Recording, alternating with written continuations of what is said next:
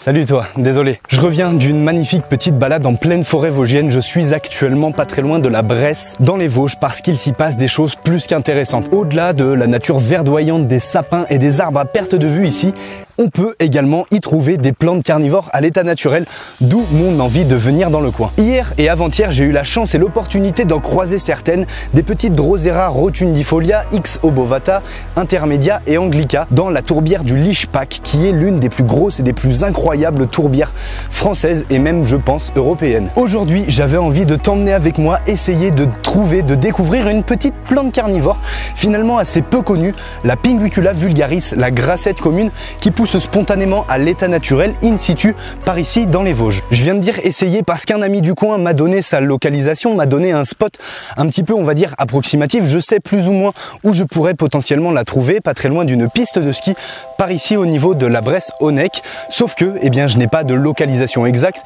donc ça va être quand même assez compliqué, je pense, de trouver une petite grassette de 4 cm environ verte parmi toute une végétation assez dense. C'est un peu finalement comme chercher une aiguille dans une botte de foin, évidemment. Bon, je pars pas à l'aventure et j'essaye pas d'aller trouver à l'état naturel cette petite fameuse Pinguicula vulgaris sans rien de connaître dessus, donc forcément on va essayer de l'identifier plus facilement. On sait que cette petite Pinguicula là fait une floraison violette, sauf que le problème c'est que sa floraison est de mai à juillet. On est actuellement plutôt en septembre, donc ça va être impossible finalement de l'identifier avec sa floraison. On sait également qu'elle pousse, qu'elle aime les milieux très humides, on peut la trouver en milieu tourbeux, on peut également très certainement la trouver près d'un petit ruisseau. Elle pousse en milieu tourbeux, donc comme je le disais, mais également sur des falaises un petit peu rocheuses. Bon, du coup, on connaît à peu près le spot, on sait à peu près où est-ce qu'elle pousse, on sait à peu près à quoi elle ressemble, sans floraison. On va donc essayer d'aller découvrir ça.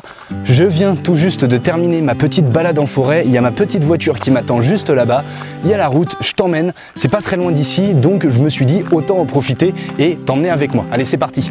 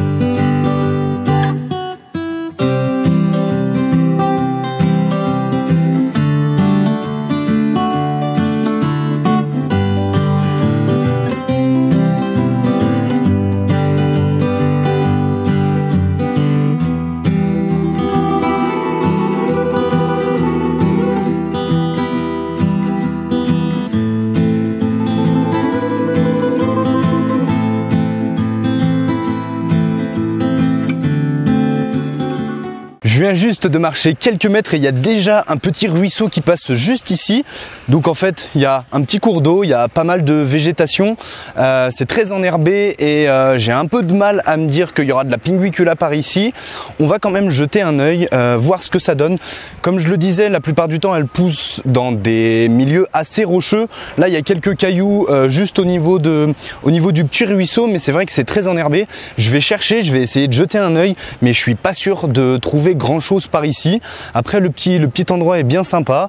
Au niveau de l'exposition et de la luminosité, ça pourrait potentiellement convenir au Pinguicula. C'est assez ensoleillé, mais en même temps, il n'y a pas non plus une lumière vraiment hyper forte parce que, comme tu le vois juste derrière moi, il y a une sorte de petite butte. Donc on pourrait potentiellement la trouver ici, étant donné que ça ne donne pas une lumière vraiment très très forte. Cette petite butte permettrait potentiellement de tamiser un peu la lumière. Je vais regarder ça et puis je te tiens au courant de savoir si je l'ai trouvé par ici.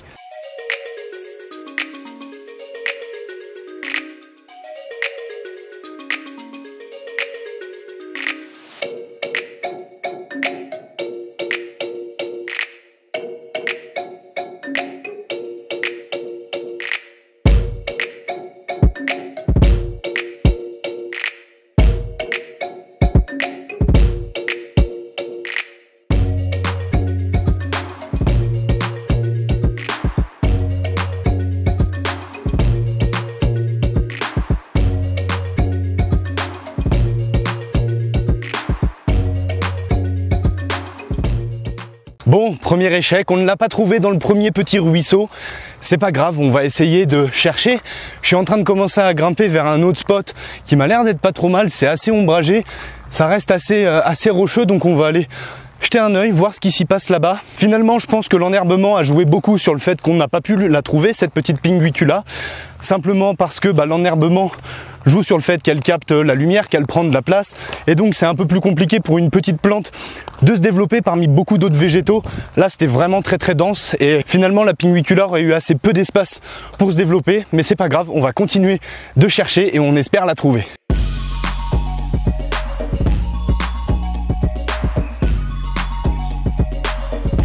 Bon, je continue à grimper, je suis en train de me dire que dans tous les cas, si je n'arrive pas malheureusement à la trouver, ça m'aura fait au moins une jolie petite rando. La vue est plus qu'agréable, comme tu peux le voir juste derrière moi.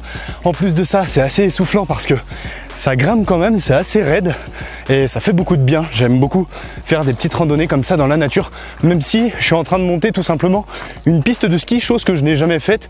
Je suis pas un grand amateur du ski, j'y suis allé seulement une fois. Et finalement, de remonter une piste de ski dans l'autre sens et qui n'est cette fois-ci pas enneigée, ça reste quand même une sacrée chouette expérience. Voilà, la piste de ski. Ok, par ici, il y a des sacrées touffes de sphaigne. Ça me paraît un peu trop ombragé. Pour la trouver, il y a de gros sapins, comme tu le vois par ici. Là, tu as des gros tapis de sphaigne, mais c'est vraiment très ombragé. On va quand même jeter un œil. Il y a peut-être possibilité de la trouver là. J'ai un peu de mal à y croire parce que les pinguiculas, certes, aiment les milieux ombragés, mais il y a quand même besoin d'un peu de luminosité pour qu'elle puisse pousser. On va checker tout ça. On va regarder dans le coin et si je la trouve pas, on va continuer à faire un petit tour, peut-être redescendre un peu. Il y a un endroit où j'ai pas regardé, où j'ai cru voir de l'eau, mais j'ai préféré monter un petit peu avant.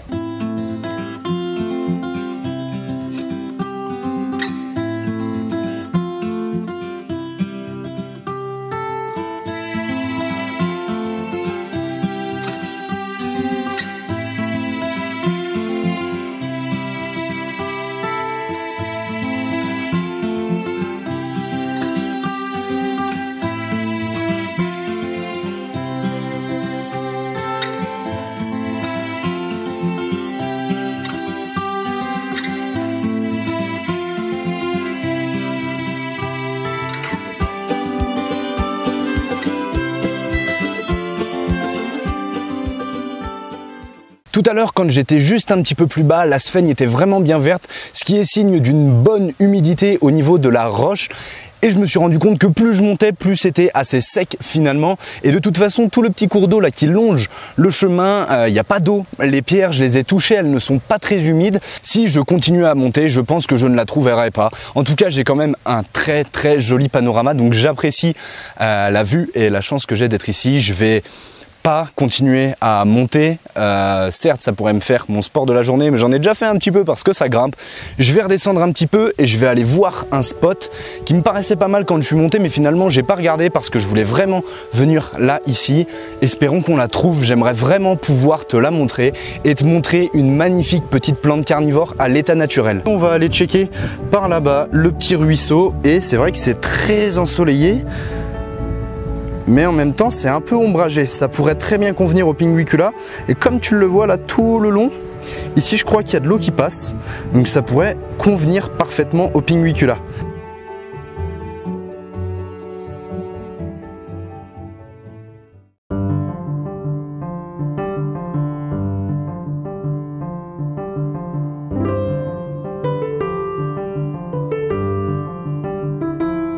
Je crois que je viens de trouver le spot juste parfait. Si elles ne sont pas là, ça sera fini. On n'aura pas trouvé de pinguicula aujourd'hui. Mais là, c'est très rocheux. Juste ici, c'est vraiment très rocheux. Et je viens de m'amuser à toucher une des roches là. Et c'est vrai qu'elle est très fraîche, très humide. Et avec le petit cours d'eau qui passe juste là, il y a de grandes chances, si elle est ici, que je la trouve. Certes, dans le coin là, il y a de la végétation, mais il n'y en a pas non plus autant que la partie qui était enherbée là-bas, le premier ruisseau, ni la partie que je viens de te montrer juste un peu plus haut, qui était vraiment pour le coup très enherbée. C'est ensoleillé, mais en même temps, vu que c'est en pente, c'est vrai qu'il y a du soleil, il y a de la luminosité, mais en même temps, c'est pas non plus du plein soleil, et ce qui, je pense, conviendrait parfaitement au pinguicula. On va regarder ça, espérons la trouver.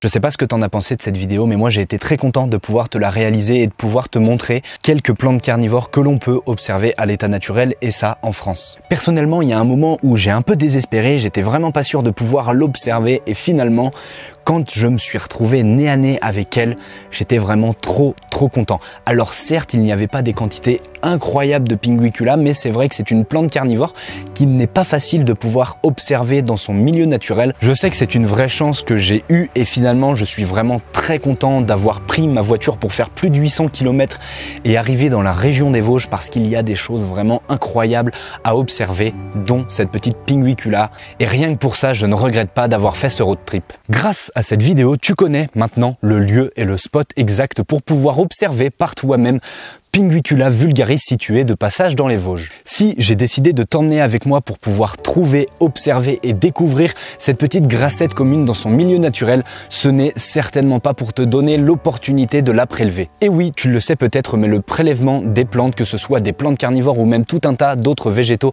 dans leur milieu naturel, est une pratique interdite. Si j'ai décidé de réaliser cette vidéo, c'est davantage pour sensibiliser, davantage montrer ce qu'il est possible d'observer dans la nature, mais ce qui appartient à la nature reste à la nature.